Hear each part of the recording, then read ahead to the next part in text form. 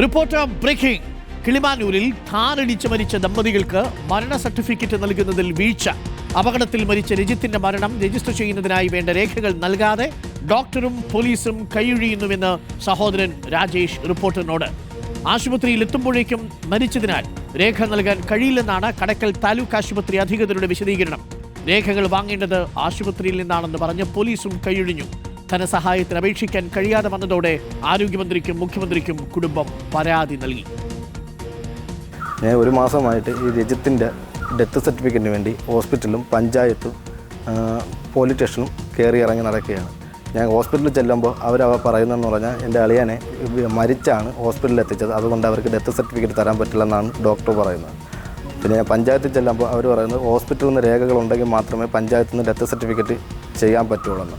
Police station doctor പറയുന്നത് death certificate തരാനുള്ളത് പോലീസാണ്. ഞാൻ പോലീസ് സ്റ്റേഷനിൽ ചെന്നപ്പോൾ പോലീസ് പറയുന്നു അത് ഹോസ്പിറ്റലിൽ നിന്നാണ് തരാനുള്ളത്, മരണം സ്ഥിരീകരിക്കേണ്ട ഹോസ്പിറ്റലാണ്, അതാണ് തരാനുള്ളതെന്ന് പറഞ്ഞാൽ അവർക്ക് ഇത് 3 പേര് അങ്ങോട്ടും ഇങ്ങോട്ടും പഴിചാരുന്നതല്ലാതെ നമുക്ക് യാതൊരുവിധ സഹായവും നീതിയും ലഭിക്കുന്നില്ല.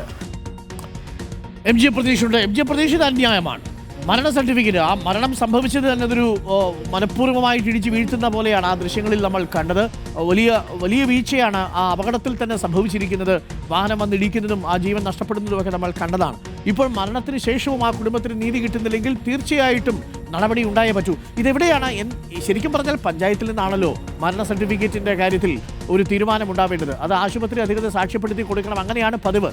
ഇവിടെ എന്താ ഇപ്പോൾ ഇത്ര വലിയ വിശേഷം? ഈ താലൂക്ക് ആശുപത്രിയിലെ ഡോക്ടർക്ക് എന്താ കുഴപ്പം?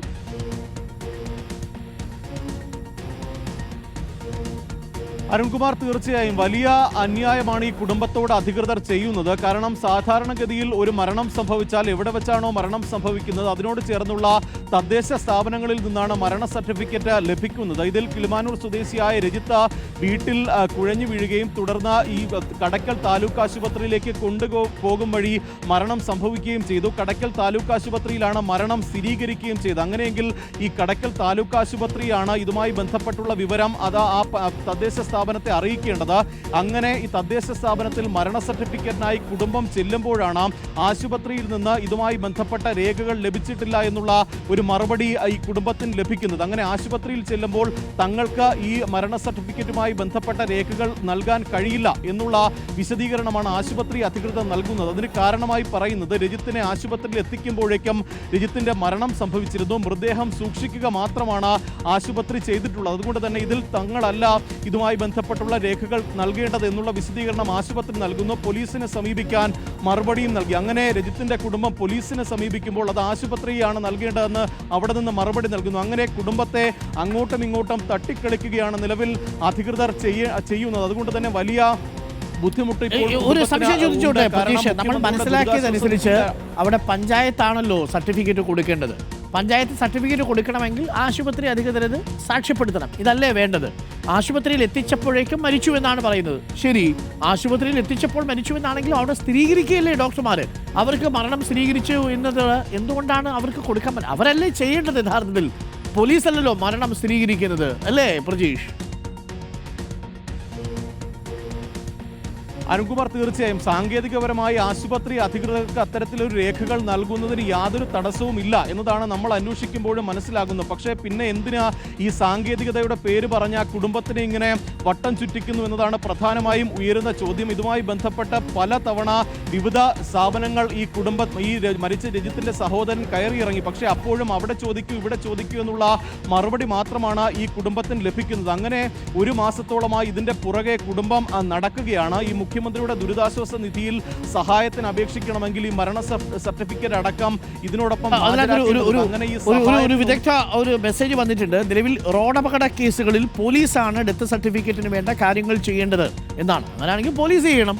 ഡെത്ത് സർട്ടിഫിക്കറ്റ്, അതായത് റോഡ് അപകടങ്ങളുടെ കാര്യത്തിൽ ഡെത്ത് സർട്ടിഫിക്കറ്റ് വേണ്ട കാര്യങ്ങൾ ചെയ്യേണ്ടത് ആശുപത്രിയിലല്ല, അത് പോലീസ് റിപ്പോർട്ട് ഉണ്ടെങ്കിലേ പഞ്ചായത്തിന് സർട്ടിഫിക്കറ്റ് അപ്രൂവ് ചെയ്യാൻ കഴിയൂ. അങ്ങനെയാണെങ്കിൽ അത് പഞ്ചായത്ത് കൊടുക്കണം. അതല്ലെങ്കിൽ ആശുപത്രിയിൽ വെച്ചാണ് മരിച്ചതെങ്കിൽ ആശുപത്രിക്കാർ കൊടുക്കണം. ഇതിനകത്ത് എന്താ സംഭവിച്ചതെന്ന് മനസ്സിലാവുന്നില്ല. പക്ഷേ എന്തായാലും പ്രതീക്ഷ പറഞ്ഞതുപോലെ നമുക്ക് പോലീസിൽ നിന്ന് കൂടി ഒരു വേർഷൻ എടുക്കണം ഈ കാര്യത്തിൽ എന്താ താമസം എന്നുള്ളത്. പ്രതീക്ഷ എന്തായാലും കിളിമാനൂർ പോലീസുമായിട്ട്, കടയ്ക്കൽ പോലീസുമായിട്ടൊന്ന് ബന്ധപ്പെടൂ. അതിനുശേഷം എന്താണ് സംഭവിച്ചതെന്ന് നോക്കാം. കിളിമാനൂർ പോലീസല്ലേ ഇത് അന്വേഷിക്കുന്നത്?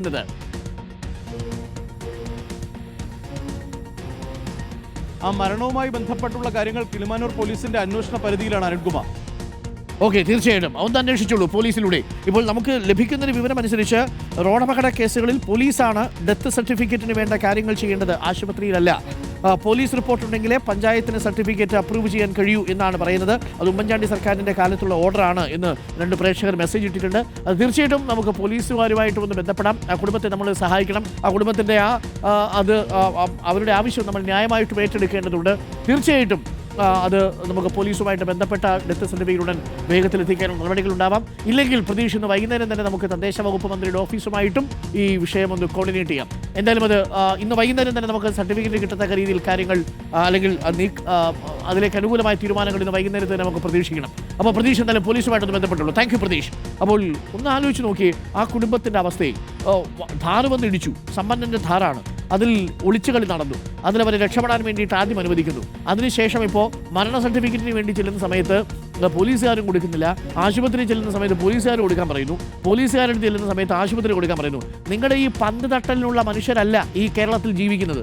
ആശുപത്രികളിലും ഈ ഡോക്ടർമാരും തമ്മിലുള്ള അല്ലെങ്കിൽ പോലീസും തമ്മിലുള്ള ഏകോപനം ഉണ്ടാവണം. ഇത്തരം സാഹചര്യങ്ങളിൽ മനുഷ്യർ നഷ്ടപ്പെട്ടു പോയവരുടെ വിഷമം അവർക്കേ അറിയത്തുള്ളൂ. അവരുടെ ബന്ധുക്കൾ വന്ന് മരണ സർട്ടിഫിക്കറ്റിന് വേണ്ടി നിൽക്കുന്ന അവരുടെ മുഖത്തേക്ക് നിങ്ങൾ നോക്കിയിട്ടുണ്ടോ? സന്തോഷത്തോടെ വന്നു ചോദിക്കുന്ന സർട്ടിഫിക്കറ്റ് അല്ല, അടുത്ത റാങ്ക് സർട്ടിഫിക്കറ്റ് അല്ല വന്ന് ചോദിക്കുന്നത്. തങ്ങളുടെ കുടുംബത്തിൽ ഒരാൾ നഷ്ടപ്പെട്ടു പോയപ്പോൾ അത് രേഖാമൂലം കിട്ടണം, എന്നാലേ ബാക്കിയുള്ള കാര്യങ്ങൾ നടക്കൂ. സർക്കാർ ധനസഹായം പോലും കിട്ടുന്നില്ല. എന്നിട്ടാണ് ഈ പോലീസുകാർ കൃത്യമായിട്ട് പൈസയൊക്കെ കിട്ടുന്നുണ്ടല്ലോ. ഈ കേസിൻ്റെ തുടക്കം മുതൽ തന്നെ ഈ പോലീസിൻ്റെ ഭാഗത്തുനിന്ന് ഗുരുതരമായ വീഴ്ച സംഭവിച്ചിരുന്നു. അറസ്റ്റ് ചെയ്തത് ഈ കേസിൽ മുഖ്യപ്രതി എന്ന് സംശയിക്കുന്നയാൾ അറസ്റ്റ് ചെയ്യാതെ ഒളിച്ചു കളിച്ചില്ലേ? അയാൾ രക്ഷപ്പെടാനുള്ള സാഹചര്യം ഒരുക്കിയില്ലേ? ഒടുവിൽ പ്രതിഷേധം ശക്തമാകുമ്പോഴല്ലേ ആ പ്രതിയെ കസ്റ്റഡിയിലെടുക്കുന്ന സാഹചര്യം ഉണ്ടാവുന്നത്? ഒരു പരിധിക്കും അപ്പുറം മനുഷ്യരെങ്ങനെയാണ് ഇതൊക്കെ സഹിക്കുക? ഒന്ന് ആലോചിച്ച് നോക്കി. ഇപ്പോൾ ആ കുടുംബത്തിലെ ആളുകൾക്ക് മരണ സർട്ടിഫിക്കറ്റ് കൊടുക്കാതെ ആശുപത്രി പോകുമ്പോൾ ഇങ്ങോട്ട് തട്ടും, ഇവിടെ വരുമ്പോൾ അങ്ങോട്ട് തട്ടും.